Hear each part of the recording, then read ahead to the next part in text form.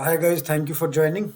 So today we'll start the topic which comes under mail flow. The topic name is NDR. So NDR is a type of report which Office 365 or the exchange sends to the sender that your mail was not delivered or your mail was delivered to this folder or your what happens actually to your email. So this NDRs generally you might have noticed during if your mailbox size is full, you'll get an NDR. Your mailbox is incorrect, you'll get an NDR. The person who are sending you are sending an email that has left the organization, so you'll get a type of NDR that this person no more works. If you're out of office, that is kind of also you know uh, type of one of the NDR that it sends an automated reply.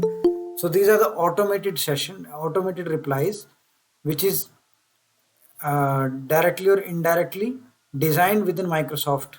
Hi Naveen, thanks for joining. So Naveen, you are also from Office 365 background since you have joined Office 365 sessions.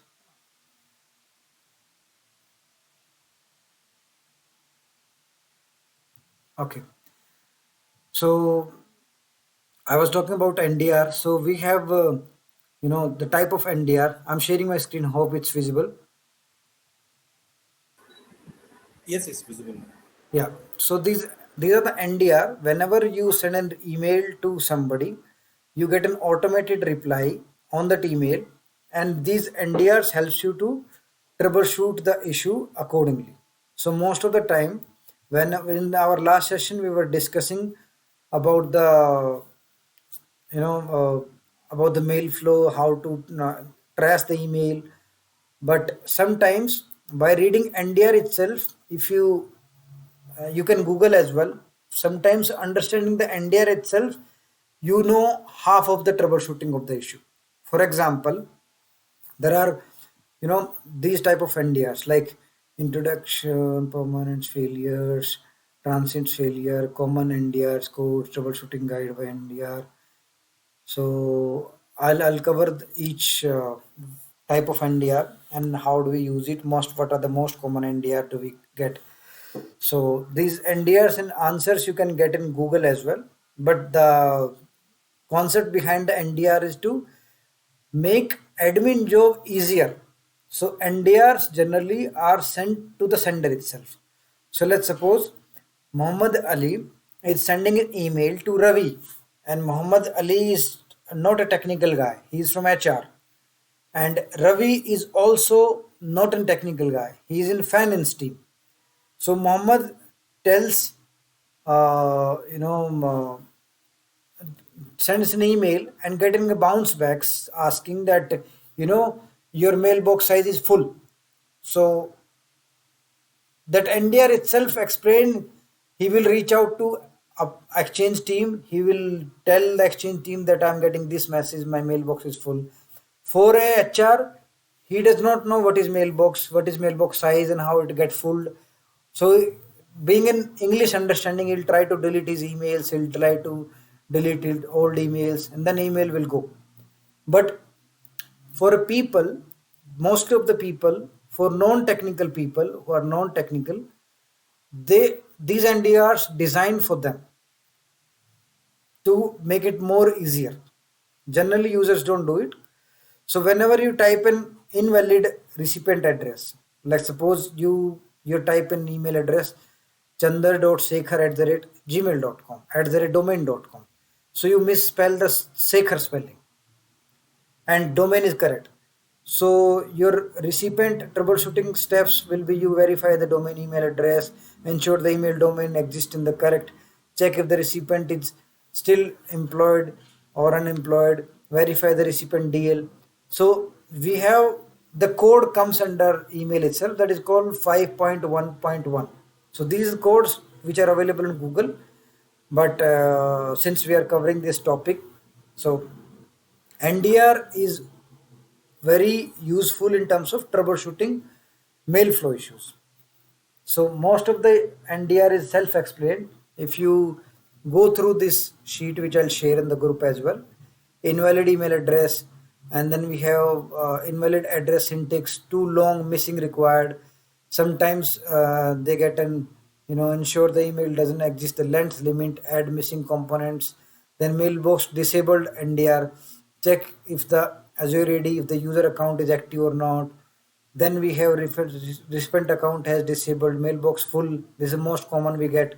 So in this kind of NDR, the user log a ticket to the exchange team and request them to increase their size. So based on the NDR type, how does the recipient, how does the exchange admin will log in and change the size. So that's you can learn from the our portal, portal.admin.com, exchange.com. So if you get an NDR, if somebody log a ticket saying that mailbox size is full, being an exchange admin, how do you increase the size? So we have two way. One way is to do it through PowerShell, and one way is to log into the Exchange Admin Center, search for a user, go to the property, and increase the size. In on-premise, we have an option to increase the size, but in Exchange Online, by default, we have 9900 GB of space available.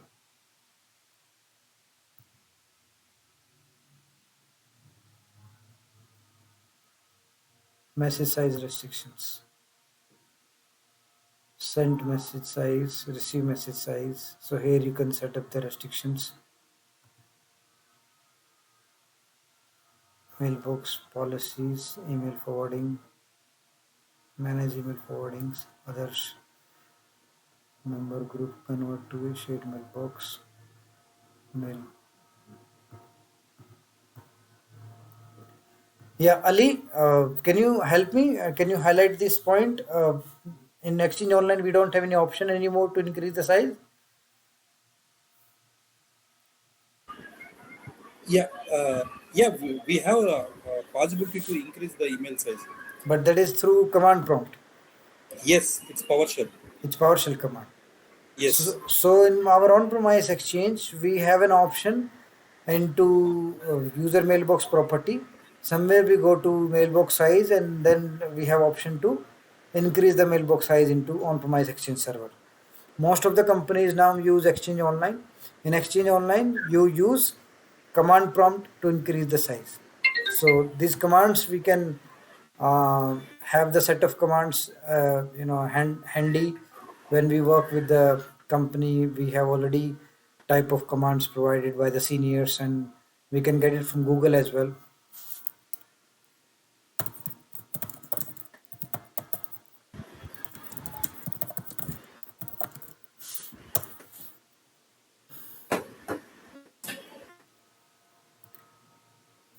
So generally, an user will Actually, log a size ticket. will be coming with Yeah, go ahead.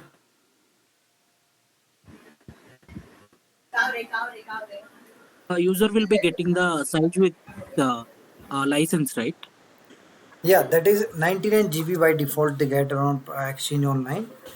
But the increasing, it comes under troubleshooting part. So if somebody says that I want to increase the mailbox size, we have a command called set this user ID.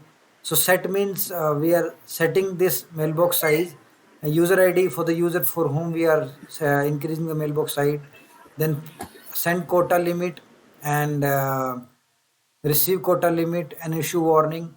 So this all you have to modify according to your requirement. Let's suppose currently user has 20 GB of size. So you mention the user ID here, Muhammad Ali. Send quota will be 90 GB. Receive quota will be 20 GB. Is Uh, this for exchange on-prem or this is exchange for online? exchange online. Exchange Online, brother. Yeah. So this is 19 GB. This is send Okay. quota 20 GB. Warning: as soon as he get an 18 GB space full, he start getting this kind of warning. So he can log a ticket on time. So 2 GB space still buffer. So his production does not get impact. Right. But this is a part of our troubleshooting when we troubleshoot mail flow issues. So generally, whenever we get an What kind of tickets do we get in Exchange admin? We get mail flow issues. Most of the time, we get mail flow issues, shared folder access issues, size increase issues, uh, and deboarding issues, license issue, unable to log into the mailbox. That kind of issues do you get, right, Ali? Yes, transport rule also. Yeah, transport rule issues. So mailbox full, we increase the size of the user. Then message too large, email size exceeds system limits. So in that case, we have to educate the user that the size is too large. Maybe the attachment which you have attached. That day we discussed that by default the size is 35 MB, but still we can only attach the 25 MB of the attachment because 10 MB I exchange keeps for headers. Remember in our last session we discussed about headers? Yes, it's a technical information. Yeah. So mailing list expansion field distribution list cannot be expand. So this kind of NDR we get when we uh, send an email to DL and the DL is not expandable. So user sender will log a ticket to us. We need to verify the DL name is correct or not, verify the DL is active or not. Sometimes what happens, the DL was created on premise but is now decommissioned from on premise. Now they have created new DL on cloud, so that but customer is still sending the emails to old DL. Verify if the member has, if all the members external, ac- recreate the DL if corrupted, whether the DL does not have the recursing. So these kind of troubleshooting steps you can follow when you get this kind of error. So these all has 5.2, 5.4, 5.3, all has error codes. These errors are on internet, available on internet as well, but we are doing it on our troubleshooting part. So most of the things are good to educate the customers only, but some issue, some informations like you need to troubleshoot as admin, like increasing mailbox size, right? So this is system unavailable. Exchange server is down, service is down. So in this case, customer will not do anything. He will obviously report to the admin. Then admin will log into the exchange, will check the services, any health issue, if any outage reported by Microsoft. So they will go to the health portal, check up. Insufficient system storage. So the system storage means maybe the local system does not have enough space, or maybe the the exchange product itself needs to log a case with Microsoft. My organization storage limit got filled, not the user level, right? System not accepting network messages. So maybe that kind of policy enable in the company that they're not accepting any message, or message expired in the queue. So in this we need to understand the queue. What is queue? So there's something called queue when the message get delivered in on premise. We used to have transport dumpsters, but in exchange online we call something called safety net.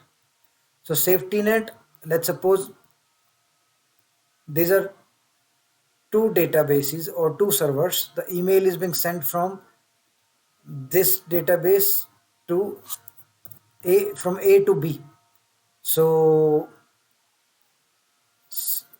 email exchange server is designed in a way that it keeps the copy, the shadow copy of the email, the carbon copy of the email within the this safety net.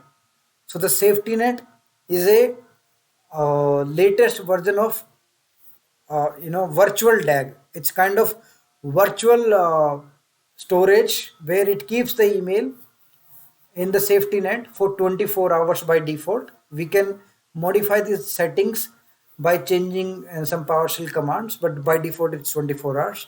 So it keeps a carbon copy. If this email server is busy, then before sending this NDR back message queue, the safety net will retry sending message next time before sending this NDR back to the sender. So the safety net is a place where it keeps the shadow or the carbon copy of an email to retry continuously for next 24 hours.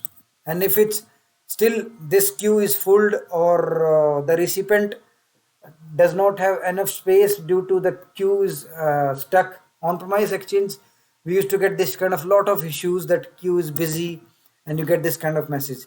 Retry sending message again, check the queue on hybrid server, verify the network connectivity was resolved. So this kind of troubleshooting steps do you take while getting this kind of error message.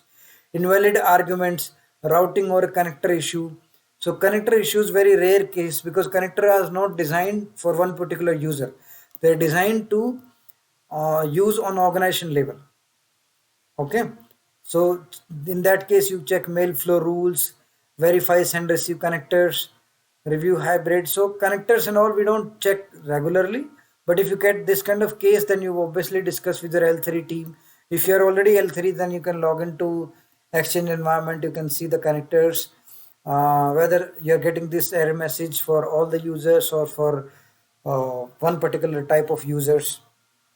Okay, then we have routing loop, detect it, message cycle through servers. So let's suppose we have some loop got created due to some ghost IP address created.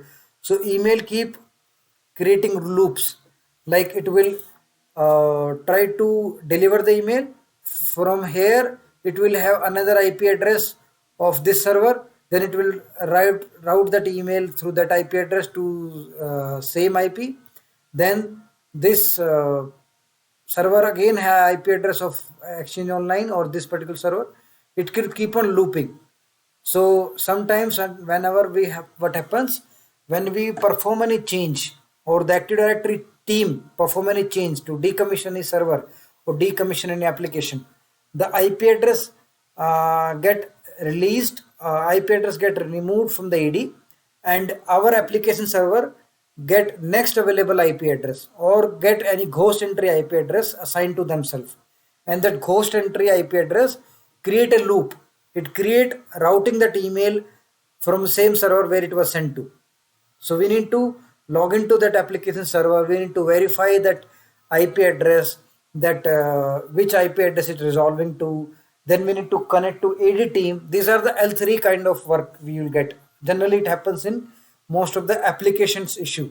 Whenever we have configured any application which is designed to send bulk emails, which is designed to send scanning emails, or college admissions notifications, or Amazon or any website order notifications. So these emails are sent by applications. In Office 365 we call it SMTP relay. So that kind of issues we get lot of loop emails. The NDRs are coming back to me. I'm getting three type of emails. That kind of lot of issues you will get when it comes to IP looping issue. That generally happens whenever we have any change performed recently in our Active Directory or in application server, or any upgrade happens. So during that upgrade, they might have refresh the IP address. They might have block or unblock the firewall. They might have invented new range of IP address, reassign the new range of IP address to the DC. So the DC has assigned new lease to the new IP address. So that's how somewhere the application server, get ghost entry of the existing IP address, whichever it has in the entry, and it start looping the emails. Clear, guys? Have you ever faced such issues? No, Sharma. Okay. As I mentioned, this is L3 and and above, and because generally people don't involve you. If you're not L3, people don't involve you in this kind of case. They directly open the case with Microsoft, and it's an organization level issue. If any Okay. application goes down, if in P1, the best way to learn something, whenever any P1 P2 opens, people are scared to join them. Even you don't have any contribution, but try to join these calls. There's a lot of learning from these calls. And always reach out to your team leaders, to a manager, to take away from that P1 P2 case. What happens to that P1 case? What exactly the root cause was? What was the solution provided by Microsoft? Whose team issue was? Because during our P1 P2 we don't have time of explaining things to others. People don't have much time. your team lead, or if you are a team lead. But later on you have ample of time on weekends. Make sure you never ever miss any P1 P2 case to study. This is the best case study to learn from P1 P2s. I have always clear my interviews to explain my P1 P2 scenarios in my career, and that is the glass breaker, key points to clear any interviews. If the interviewer asks you, what is any challenging things you have done in your current role? What is the most critical part? You tell them that you own the P1 P2 case. You have gone through the. You don't lie them directly. You understand your scenario first. You understand your P1 P2 case, which you're, because he can ask you in deep if he's an architect level guy, if he's good in interviews. Because I have seen people who just mug up with the P1 P2 case RCA, and they try to manipulate. But if you will understand 50% of the P1 P2, you will learn a lot from that. And the person who is taking in the interview, if he is interested by knowing your intention of understanding of your P1 P2, you're trying to explain, and you understand the 50% of issue also, he will definitely hire you. I have hired people who has explained 40-50% of their P1 P2 case, and I know that he knows the basics. He know how to join the connectors, he know how the connector works, he knows how to join the dots. Then he can resolve the issues, because none of the troubleshooting works 100% that I can write down something that this will work in your scenario. It's not sure. It may work or it may not work, right? So then we have too many recipients exceed system limits. So there are limit we need to explain to the user that you have a everything has a limit. So there's a limit of 500, there's a limit of multiple emails. You need to explain to them invalid commands. Sometimes customer they say that I want to send an email to these many people. Then you need to explain them. Then why don't you these are the, sometimes customers say that these are the our offer emails we are running in Walmart, some offer, some Diwali sale. We are sending an email to our existing customers that we are offering 80% off on these products. So we want to notify them. Then we educate them that try to use an application, SMTP relay application, to send these kind of notification rather than increasing the queue size in our current environment. Shikhar, I have small note here. Mhm. Yeah, Shikhar, it's daily we have the some 10,000 per mailbox limitation. If you want to, it is possible to increase. No, you cannot increase daily 10,000 limit by Microsoft. If you reach Microsoft, then they can suggest you the alternate way to Okay. have dedicated applications to meet your target. Because generally, there is something called spam house. Spam house is the place where they detect the spams. If you try to send a bulk emails, then if somebody mark you on a spam, that you're a spammer, then your domain Yes, will be right. blocked. The PCA values reach to Yes, 7, so automatically it's considered as a spammer. spam. Correct. Yeah, there is a third party tools, I think, right? Correct. So that's how this technology exists. That's how the IT admin job is required. Because people see, if I am applying a job, I was applying a job one day, and I have applied around 100 jobs on LinkedIn. So LinkedIn stopped my taking new request. It says due to today's limit, you cannot apply more jobs. If you send somebody LinkedIn invitation, you keep sending, you LinkedIn will tell you that you reach your today's limit. So everything has a limit. If you do more than that, then they'll block you. Okay. Okay, understood, G. So then invalid message count, message contain prohibited content, check DLP policy, blocking message, review malware direction results. Then we have bad distribution mailbox address, temporary issue, So the this issue is temporary. We need to educate the user that you try some later after some time, verify the recipient address is correct or not. Then distribution system address. This is similar. Then we have mailbox type of issues. So I'll send this document to our group, okay, and you go through this, and it will help you to understand to do the practice and troubleshoot on NDRs. Okay. Okay, it's very So helpful for us. next we will be covering since we still time left. How much time minutes we have left? 24 minutes. Okay. So since we have covered the exchange online NDR, the next topic I'll cover.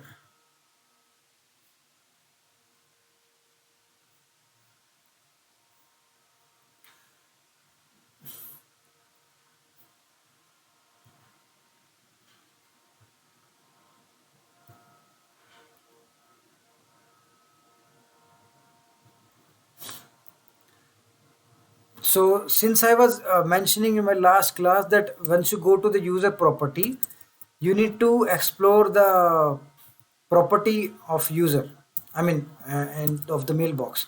So this is the same thing mentioned in my book as well. That how to manage delegations, what kind of delegations are required, why do we use delegations. So I'll go through accordingly according to the book only. Last we covered around 81, 82 pages. This is 94. How to add email address for alias user, mailbox size, how to check mailbox uses for users.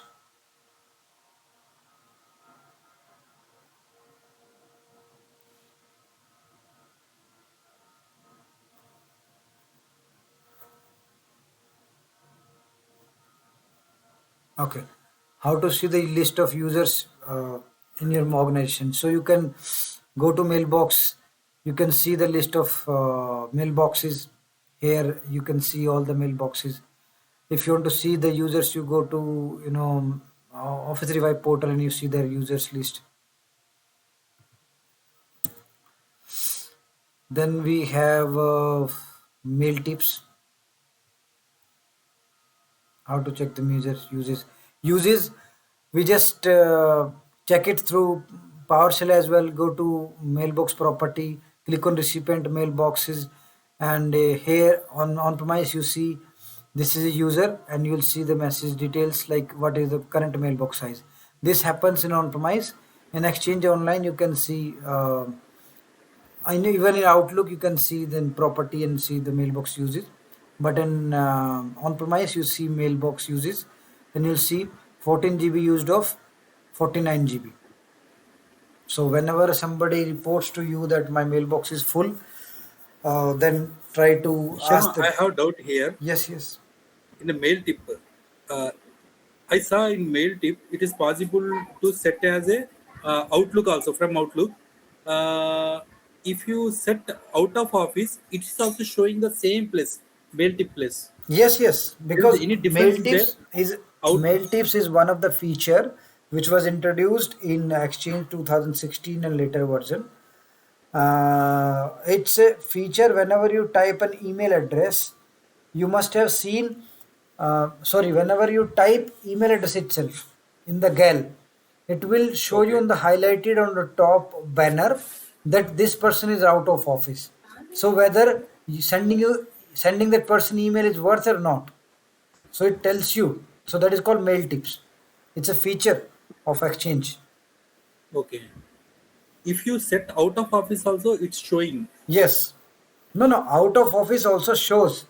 But mail tips is on not only for out of office. Mail tips are uh, also for other kind of like you're sending an email outside of organization. Make sure you don't attach confidential information. So that is also mail tips. Okay.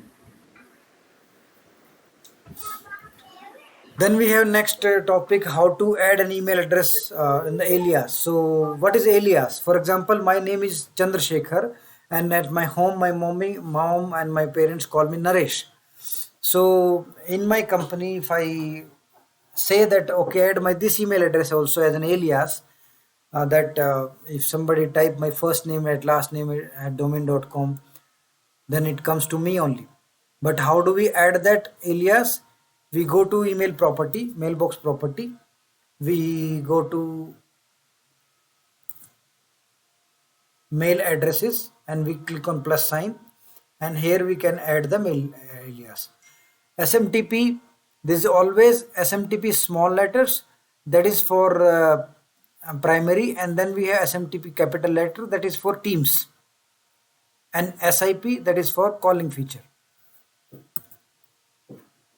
So if I show you any of the mailbox, yeah, this is not active.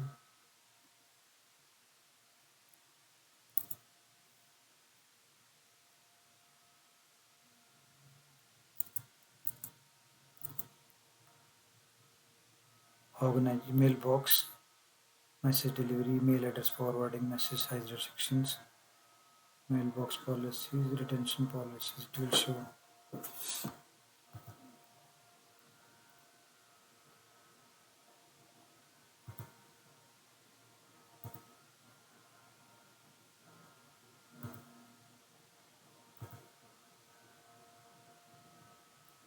Manage hide from GAL, manage email address type, email addresses.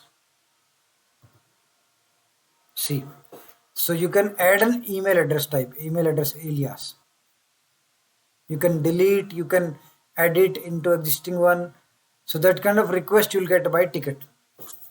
Okay. And in my previous slide, there was one delegation as well. So since I open this, I'll show that as well. So whenever we get a ticket call that, this person left, give him permission. This is our boarding request, give him permission, mailbox access. So we have discussed in our previous sessions that we have send as permission, we have send on behalf permissions, and we have read and write full access. So we always have to provide access to the user mailbox, and you can do it in two way. You can log into the portal, you can do it, add permissions, and you can give access, or you can do it through PowerShell as well.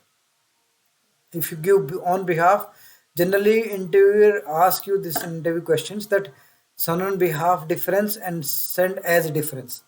So can anybody explain what is the difference between them? Sure, definitely. I will explain. Send off behalf of means I am sending on behalf of my friend Venkat.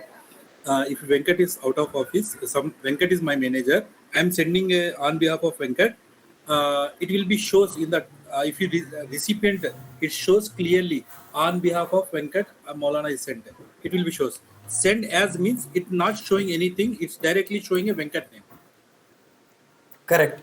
So generally, this kind of emails are being used whenever we have math groups or any fun group or any activities happening, blood donation camp is happening in TCS or near a company. So they send email on behalf of admin team. So they don't want to take the responsibility in case somebody wants to reply. There would be dedicated shared mailbox given.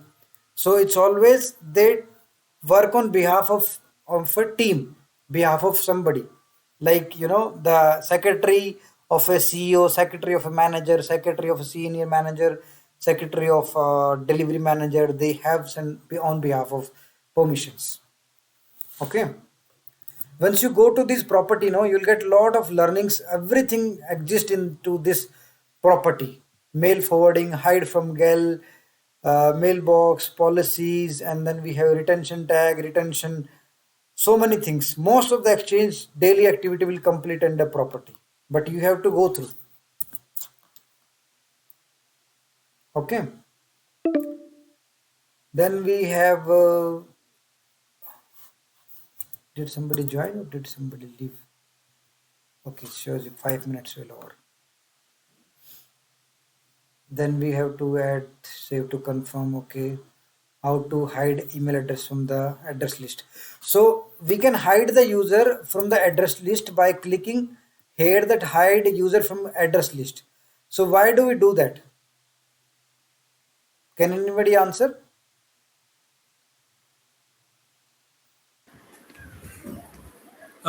as per the HR requirement, we are receiving a request. If you someone left the organization, we are for the company policy, we are not deleted that mailbox. That time we are hiding that email IDs. No, no. If somebody left the organization and if account is disabled, it will be already or it will automatically hidden from the GAL. It will not show as a by design. Why do we hide the email address from GAL is what is GAL, guys? GAL is a global address list. Global means it can be viewed from any of the location of your company, from any of the country, no matter where. So it's global. Address list means it's a list of your addresses, email addresses. So why you hide from the girl? Let's suppose I am in TCS and I'm not happy with my manager. I try to escalate it to my manager's manager, and he is also not, supporting me. And then I escalate to the HR. The HR also keep on responding, listening the management. But I keep on sending emails. I know that TCS is owned by Tata sir. So I send an email to Tata sir also.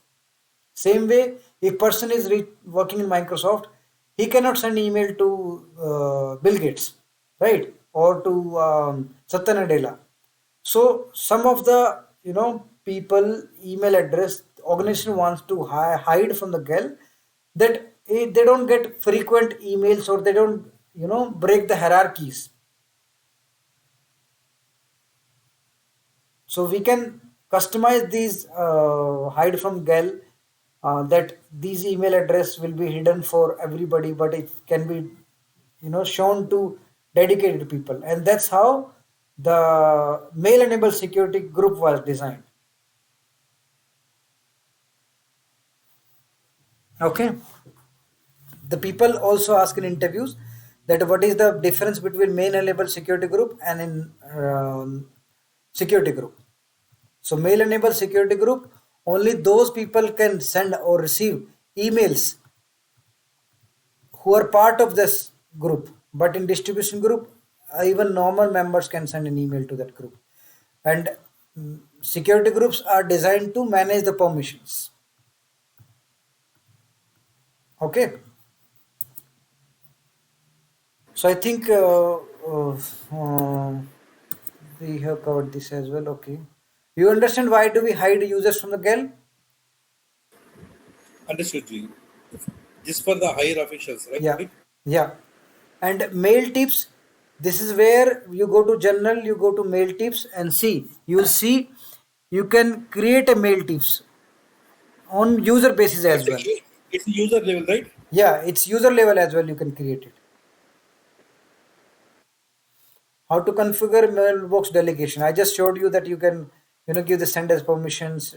And why do we need the senders permissions? When somebody goes on leave, somebody goes on maternity leave, paternity leave, that's how we give permissions. But how do we do this? This is all mentioned in the screenshot.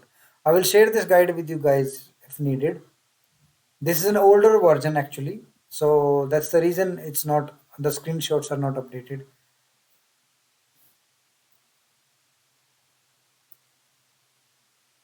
So next is how to enable archive for your users. So what is archive, guys? Can anybody explain? Sure, Ji. It's an additional mailbox we need for the license. If Uh, you we are using a E3 E5, it's no need. If you using a Plan One license, we need for the Plan Two license. Correct. So archive, as name suggests, archive is a place where your old emails, which is not currently active or not currently being used, but they are still there. For example, if Ali is working in TCS from last 15 years, so obviously he is an HR and he has the sign up for some consultancies. He is a delivery manager in HR and he has signed up for some kind of contract to some consultancies that if we hire employees from your consultancy, we pay you 30 percent of first salary. And for if but the condition is only if he works the company with the company for 6 months, then only we'll pay you. So he has that signed that contract maybe 10 years before.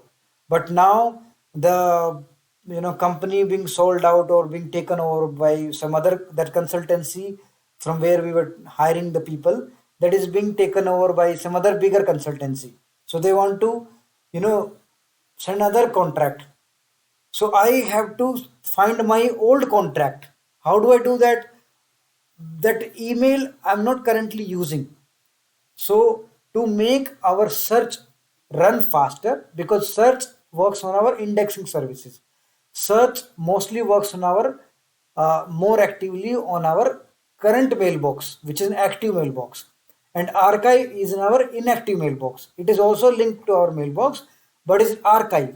So the older emails which is not being used, there we can this it's like a storeroom of our house.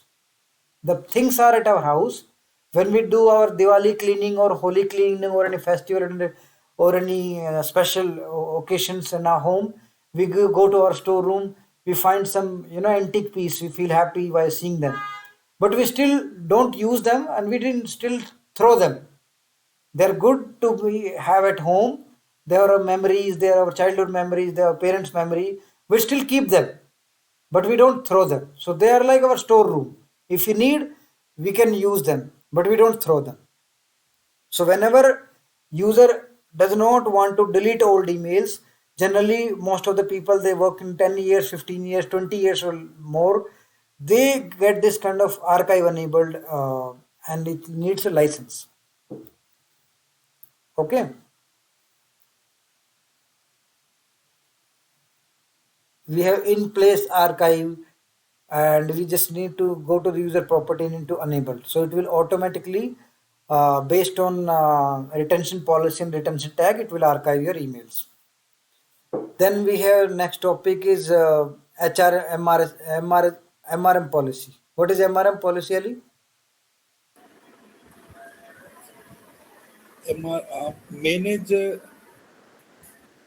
Manage retention message, something is there, G. It's a comes under the retention policies. Yeah, so if you talk about Manage record management, uh, management. the Right. manager, so it's a message record uh, management service. It's manage the message being archived or not. It's just a, it keeps the record whether this message is being archived or not. So if you have the policy of retention tag retention policy, that MRM service will keep a record whether this message is being triggered or not. How does the mailbox will come to know? Through this MRM policy. Okay, this is also one of the interview question, guys. They will ask you that what is the retention tag, what is retention policy, and what is MRM policy.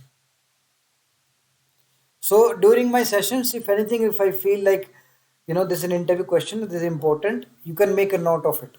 Okay, this is the most asked question in even L3 interviews. So let's suppose this screen says personal 1 year move to archive, personal 5 years move to archive, recovery of item 14 days. So these are all based on the policy which is configured. So we have covered until 102 pages. We'll cover our next session. We'll try to do it on based on your availability and people interest. So in next 6 minutes, we'll just cover your learning or your challenge. If you want to share something with your experience, kindly go ahead, please, to discuss something what something new you learn. Or Shekhar, we are the missing another point, G. yeah, Uh, Online archive mailbox, right? Once this 100 GB is filled, the automatically is extending at 10 GB. Auxiliary mailbox. correct. Thanks for highlighting. So this is the automatically it will enable 10 GB of space and link to the user mailbox. But generally, what happens? We have retention tag and retention policy in the picture. We'll cover in our next sessions. That this is very important to keep. If you feel, if you feel that your emails are important, you move those emails specific to that folder which has a retention tag enabled, 5 years or 7 years based on the company policy. But if you don't move them, then emails will be deleted.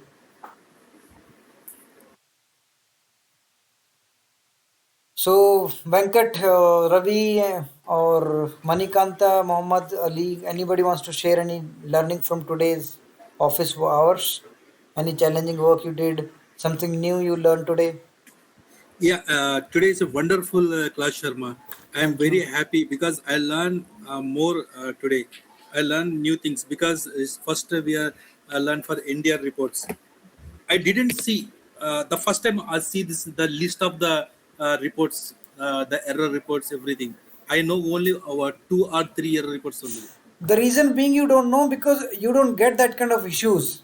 And Yes, generally, Microsoft has automated in that level that Microsoft has improved their services. But problem what happened by doing so, people became handicapped. They don't know the technology how it works, and they don't know the you know behind the scenes. They just only work what the issues they get on daily basis. That's it. If you don't get the issue, how do you why do you want to learn, right? yes,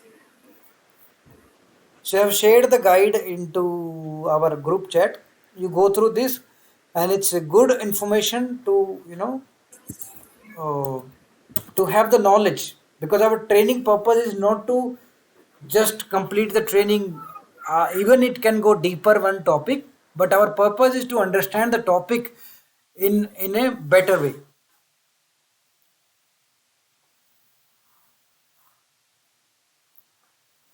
I gave an interview one day. I remember I uh, talked about mail flow, and the person in Microsoft took my 1.5 hour interview only on mail flow. That big topic it is. 1.5 hour of interview, question he asked only from mail flow. It includes NDR, it includes safety net, it includes mail delay issues, it includes attachment missing, it includes the recipient resolutions, the categorizer. So many things was there. But how do you know mail flow? You hardly get time or hardly get chance to troubleshoot on mail flow issues because it's so simplified now. But behind the scene, being an exchange admin, you should know this. Anything else you want to share from your office hours? Did you learn anything or did you face any challenge, guys? If anybody wants to share, that's okay. Or we can wrap up for today's session.